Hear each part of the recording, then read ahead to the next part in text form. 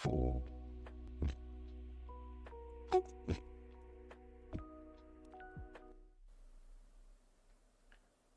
everyone, I am Dr. Abhinav Gupta, Senior Consultant Neurologist and Director, Bhava Neuro Center, Ghaziabad.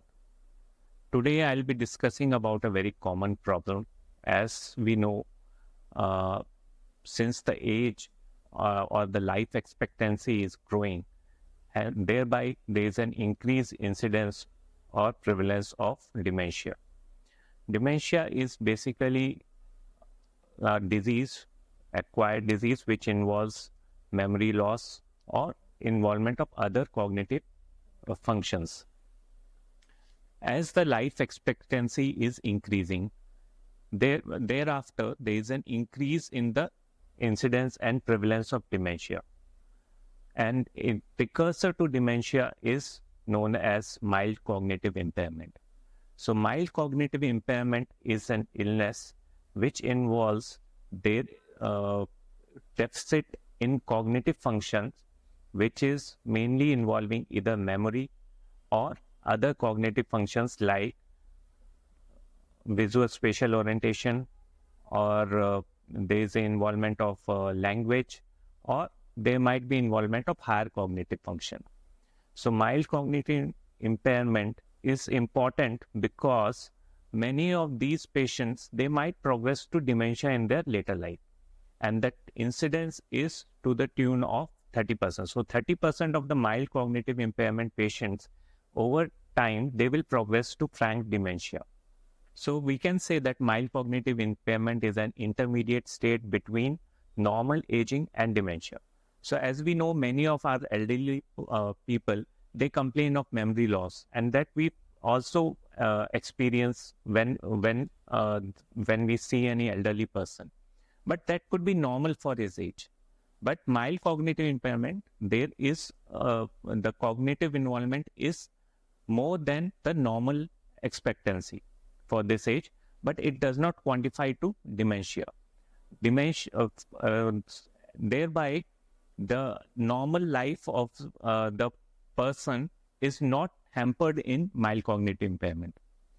In our clinical practice, it's very important that we identify these patients, because 30% of these patients will eventually progress to dementia. And as now the incidence is such that by the age of 66% of these patients, 6% the elderly will have mild cognitive impairment, and over time, by the time they reach 80 to 85 years of age, that prevalence increases to around 25%. So 1 in every 4 elderly individual will have some or the other form of memory loss. So what are the symptoms of mild cognitive impairment? As we know that whenever we see a patient who is suffering from memory loss, he should be sent to the nearby neurologist or psychiatrist or psychologist for detailed assessment. And the patients, mild cognitive impairment patients, they are either of amnestic type or the non-amnestic type. In amnestic type, the predominant deficit is of memory loss, and in non-amnestic type, the predominant deficit is mainly of the executive functions or the language or the visual spatial orientation. And so the patient will present, mild cognitive impairment patients will usually present with memory loss. They will complain that they are forgetting recent events, or they are forgetting the names of other people, and even sometimes it might hamper their day-to-day life. As amnestic MCI is more common than the non-amnestic one, that is in the ratio of 2:1. So if we see 3 patients, 2 will be of amnestic MCI and 1 will be of non-amnestic MCI.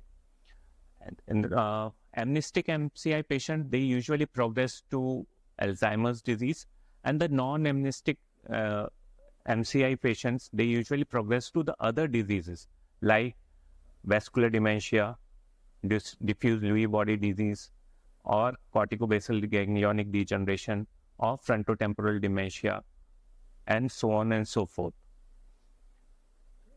Identification of these patients at the early stage is very important, because if we'll not identify at early stage, the treatment can't be started early, and there are very high chances that the patient will progress very rapidly to the dementia, and moderate to severe dementia. Now, what are the risk factors whenever of mild cognitive impairment? The risk factors are the lower educational status. So the poor patients, they are more likely to develop dementia or MCI.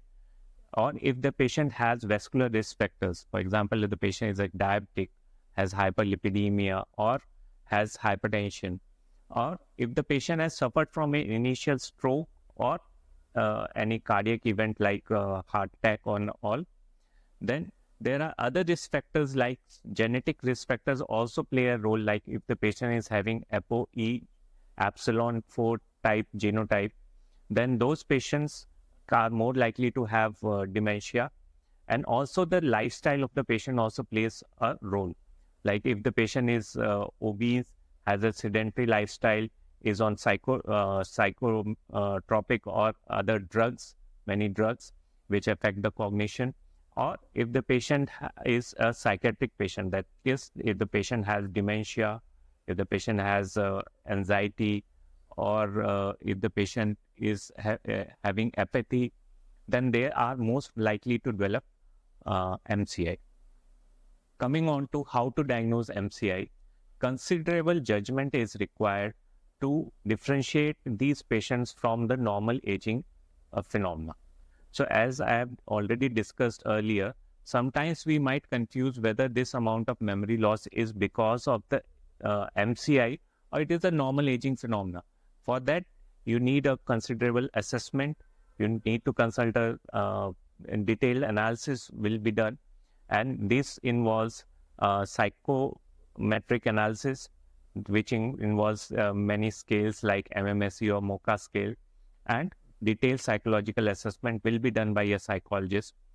At times, even after that, we are not able to judge properly whether the patient is suffering from MCI, and in these patients, we might have to go for imaging, which may involve CT scan of the brain, MRI of the brain, or at times for early diagnosis, we might use PET scan, which are either FDG PET or amyloid PET scan. Sometimes we also need blood and CSF analysis for diagnosis of these patients, because there are many diseases like hypothyroidism or deficiency of vitamin B12, which can also cause the same phenomena. How to treat patients of mild cognitive impairment? So whenever we suspect mild cognitive impairment, and we have to first confirm it by doing various tests, and once this diagnosis is proved, we have to treat these patients, because treating at an early stage will definitely help in preventing these patients to go into an advanced stage of disease. For that, many drugs are available. The latest ones are monoclonal antibodies. Then there are also ACE inhibitors, acetylcholine esterase inhibitors, and also there are certain nutraceutical and nutrition supplements like ginkgo biloba, vinpocetine, and also sometimes the treatment of other vascular risk factors like diabetes, hypertension, that also will help help the patients from going into advanced disease. Lifestyle modification, exercises, leading a healthy lifestyle, prevention of and adequate treatment of the psychiatric illness will also lead to decreased chances of progression of these patients to dementia or advanced dementia. To summarize, mild cognitive impairment is an early stage disease in which we can there is a loss of memory function or cognitive functions, and it is very important for us to identify these patients at an early stage, so that a treatment can be provided to them. And whenever we see such a patient in which there is a loss of memory or there is involvement of visuospatial skills or involvement of executive function impairment is there, always refer these patients to the qualified healthcare professional or neurologist so that they can receive early treatment and diagnosis. Thank you.